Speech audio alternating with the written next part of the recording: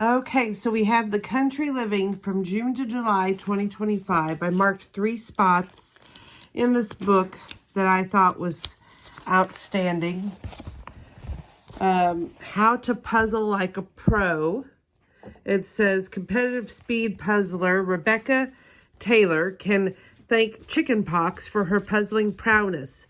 When she got the virus at age 5, her parents gave her a 5,000 piecer to distract her from scratching. These days, her record is 500 pieces in 29 minutes and 35 seconds, about 17 per minute. Strategy-wise, she says breaking tasks down, arranging pieces by color or shape, or grouping together straight edges will save you from repeatedly scanning the entire puzzle, or pile, sorry. It also helps to have an engaging puzzle such as one that's the matic to the occasion. Rebecca likes the designs at Pomegranate Puzzles and New York Puzzle Company. For a challenge, she suggests black and white or double-sided puzzles. Competitive sorts can battle it out around 2 puzzles. For 1,000 piecers, stick to the teams of 4. Otherwise, says Rebecca, there are just too many arms. For more tips, visit countryliving.com/puzzles. Okay, that was my first area I wanted to share with you. Page 10. Let me put these back in here. Okay. I don't know what's going on with my phone, but it's having a moment. Creative Comforts, What Happened in Texas. Author Rufi Thorpe recounts a hellacious cross-country road trip on which everything went wrong until it didn't. After the end of graduate school, my mother helped me move back home, a cross-country drive from Virginia to California.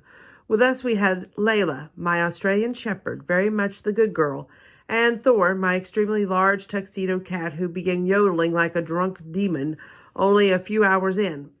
This was no means Thor's first road trip, but it was the first time he had ever made a noise as disconcerting as this. We tense listened as poor Thor became sick in his carrier, both kinds of sick if you get me. So we did what any responsible cat parent in a panic would do, stop at a gas station and locked ourselves in a bathroom. Washing a cat is always an ordeal, but the shallow sink and the watery pink hand soap were not helping. The cashier began pounding on the door. "What are you doing in there?" "Well, you see, our cat had diarrhea," my mother explained. Before she dissolved into giggles. "You can't do that in there," he bellowed. So we wiped out the carrier, loaded up Thor, and hustled out. "Thank you," I shouted, as though the cashier had consented to any of this in the first place. Sure enough, the next day brought more yodeling. In the middle of the Texas Panhandle, 30 miles to the nearest exit, is it possible that we had tried to hasten our pull-off? But I swear I did not know we were going 81 miles per hour till a police officer pulled us over. "You in a hurry, ladies?" The patrolman, a discount John Cena type, asked. We tried to explain, but if we'd been hoping for pity, we were misguided. Discount John Cena pinched his nose shut like a little kid jumping into a pool and just wrote us a ticket. With no gas station in sight, we agreed to clean Thor on the side of the road. I wiped down the carrier with an old t-shirt while my mom held Thor, both of us laughing so hard we got sloppy. Sensing a moment of inattention, Thor broke free and began sprinting down the road. I'm not an athletic person, but I ran faster that day in Texas than I ever did or ever will again.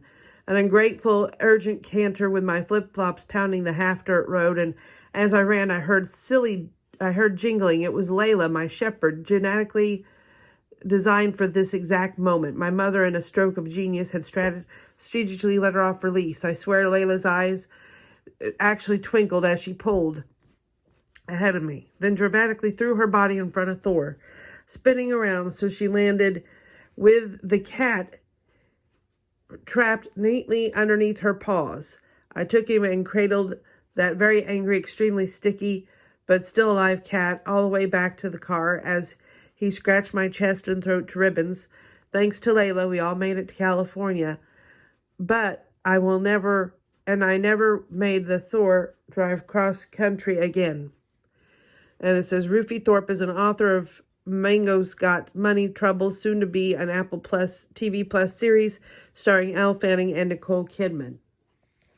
I thought it was a cute little story. It involved mom, cat, and dog. So there we go. Now, why did I mark this other part? I know my mom likes watermelons, so I thought this was a good one. Page 91. Nice slicing. Get better handle on serving up watermelon with this hack. As much as we love juicy sweetness of ripe watermelon, the slicing and serving of it all can lead to a serious mess. However, this ice pop inspired cutting method, a party-friendly alternative to traditional wedges, allows guests to grab and go without getting their hands sticky. For more peace of mind, simply slice a watermelon into 1-inch rounds, then into ice pop shapes. Isn't that cool?